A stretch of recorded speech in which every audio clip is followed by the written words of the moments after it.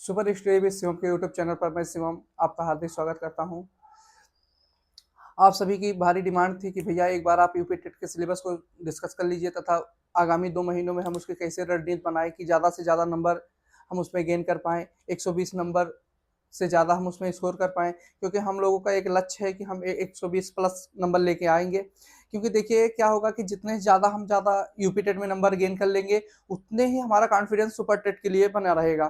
तो इसलिए हमारा ये लक्ष्य होना चाहिए कि हम 120 नंबर प्लस नंबर लेके आ जाएँ। तो इस सब चीज़ों को आप सभी के कमेंट के आधार पे हमने पूरा एक सुपर टेट का जो सिलेबस है उसको हम आप सामने डिस्कस करेंगे तथा आने वाली 2 महीनों में हम कैसे रणनीति बना के ज़्यादा से ज़्यादा नंबर पा सकते हैं उसके भी बारे में हम चर्चा करेंगे। तो आइए अब सबसे पहले हम देखते हैं कि अपने यूपी टेट का एक प्राइमरी का और जूनियर का सिलेबस क्या क्या रहने वाला है।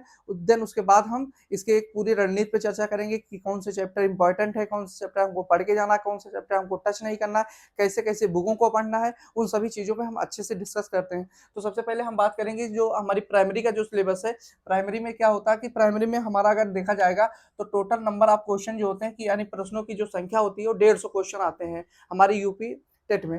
ठीक, अगर पूछा जाए कि कितने मार्क्स से आते हैं तो प्रत्येक क्वेश्चन एक एक नंबर का आता है, यानी 150 नंबर के होते हैं। जिसमें अगर आप जनरल कैटेगरी के हैं तो आपको, या अदर स्टेट के हैं तो आपको 90 नंबर, अगर आप अपने स्टेट के हैं, आप ओबीसी हैं, एससी हैं, एसटी हैं, ईडब्ल्यूएस हैं, तो आपको 82 नंबर पास करना होगा। ठीक, अगर पूछा जाए निगेटिव मार्किंग तो इसमें किसी भी प्रकार की निगेटिव मार्किंग नहीं होती है। टाइम जो होता है वो 2.5 घंटे का होता है, यानी पर क्वेश्चन के हिसाब से आपको 1 मिनट दिया होता है।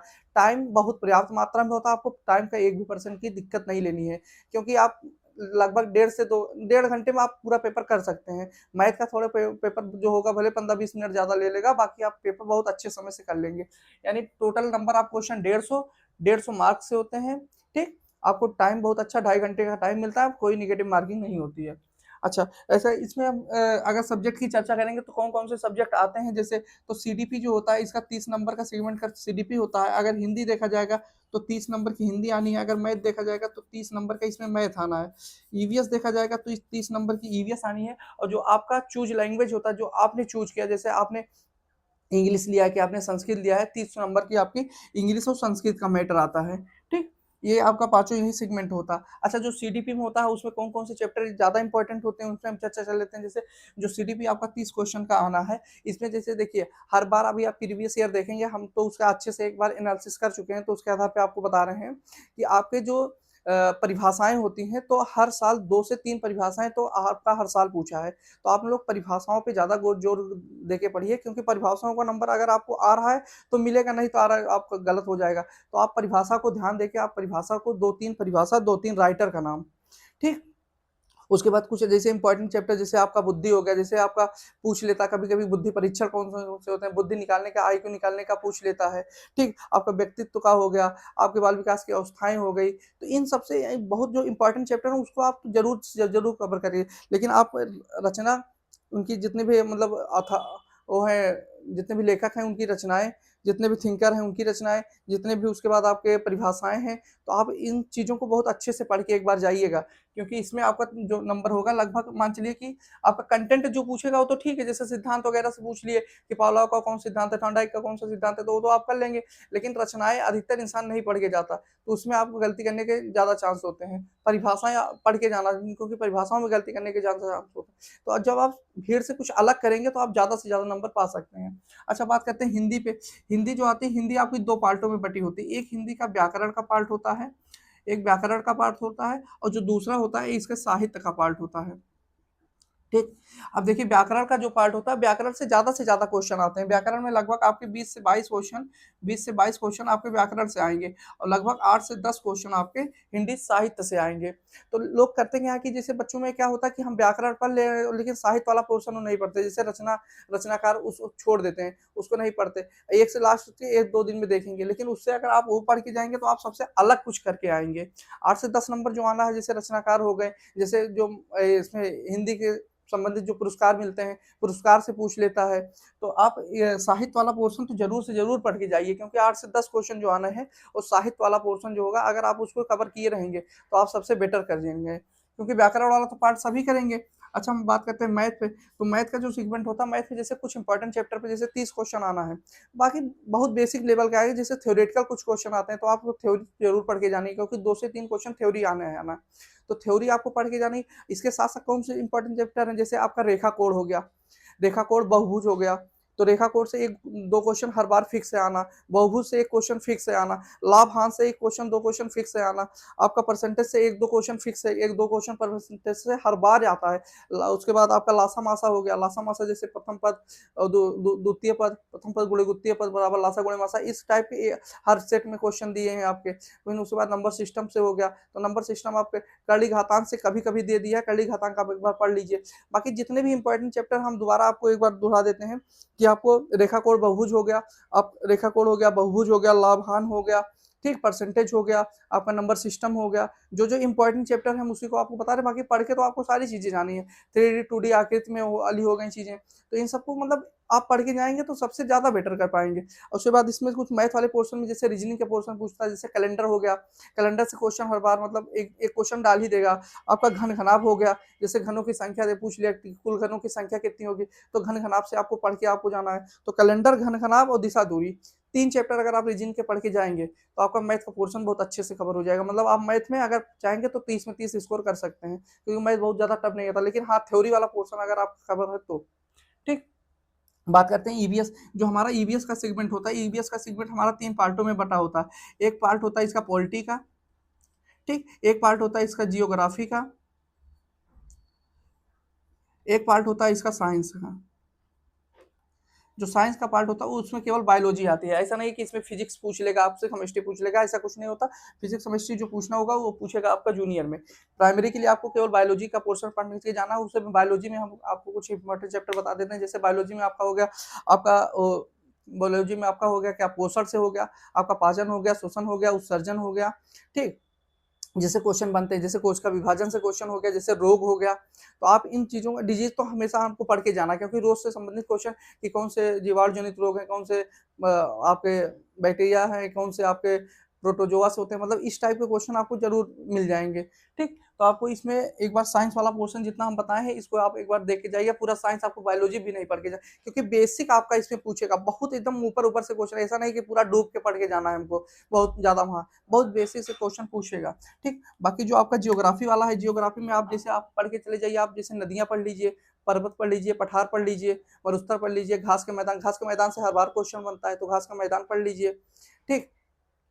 ऐसे पर्वत, पहाड़, नदियाँ, घास के मैदान, आपके उसके बाद कुछ मान लीजिए जो ट्राइब्स हैं, जैसे एक बार क्वेश्चन पूछ लिया था कि जनजातियाँ जैसे किथारू जनजाति कहाँ निवास करती हैं, तो उसमें उत्तर प्रदेश का तराई क्षेत्र, उसके बाद उत्तराखंड, दोनों दे दिया था। तो मतलब इस टाइप के क्वेश्चन अगर आप पढ़ के जा रहे हैं तो आप सबसे बेटर कर दें। तो आपको जियोग्राफी में बहुत ऊपर-ऊपर चीज़ें पढ़ के जानी है, मतलब नदियाँ, पर्वत, पठार, मरुस्थल, उसके बाद आपके घास के मैदान, उसके बाद आपके वन, यही सब चीज़ें आप पढ़ के जाएँगे तो आप इसमें भी स्कोर अच्छा खासा कर लेंगे। बात करते हैं पॉलिटी में, तो पॉलिटी भी आपको पूरी पॉलिटी नहीं पढ़नी बढ़ के जानी, मतलब जितनी भी पर्यावरणीय पॉलिटी है वही आपको पढ़ना जाना, जितना पर्यावरण से रिलेटेड है वही आपको पढ़ के जाना। जैसे कुछ हम जैसे डिस्कस कर लेते हैं, जैसे आपका हो गया क्या, आपके मौलिक अधिकार हो गए, आपके राज्य के नीति निर्देशक तत्व हो गए, मौलिक कर्तव्य हो गए, ठीक? उसके बाद आपके हो गए जैसे हाँ, आपके जो अनुच्छेद में जैसे जो संशोधन करके बाद में जोड़े गए हैं, जैसे मान लीजिए आपका एक अनुच्छेद आपका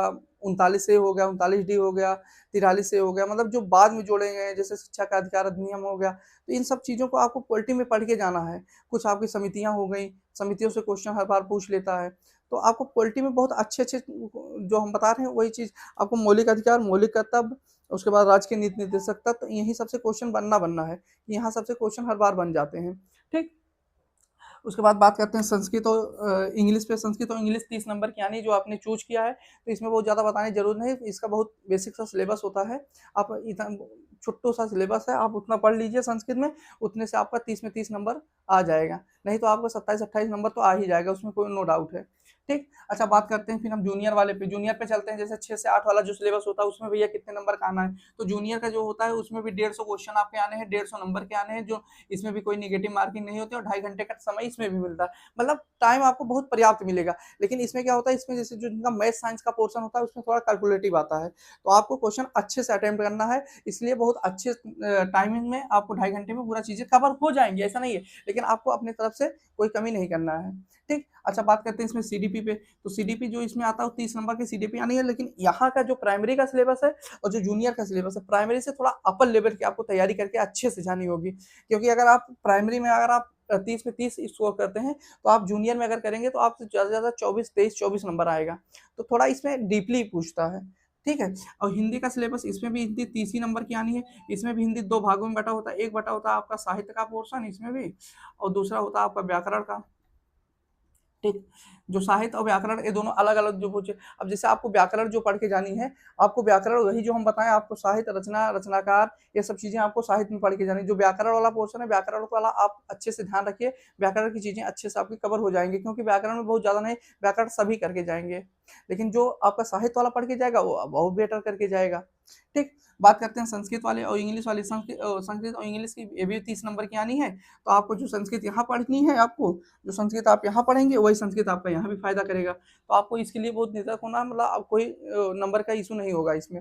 ठीक। मैथ का पोर्शन, मैथ का जितना इसमें पोर्शन आपको पढ़ के जाना है, उससे थोड़ा लेवल आपको इसमें ज़्यादा बढ़ा के जाना। चैप्टर सारे वही है, खाली बस डिजिट चेंज हो जाएगी, आपकी कैलकुलेशन थोड़ा हार्ड आ जाएगा, बस यही होता है। अच्छा, साइंस के पोर्शन, साइंस के जो इसमें पोर्शन होंगे, साइंस के पोर्शन में आपको इसमें केमिस्ट्री, बायोलॉजी, फिजिक्स, तीनों चीज़ें पढ़ के जानी होगी, क्योंकि तीनों से क्वेश्चन बनता है, क्योंकि 30-30 नंबर के दोनों से आने हैं, तो क्वेश्चन का लेवल इसमें अच्छा होगा।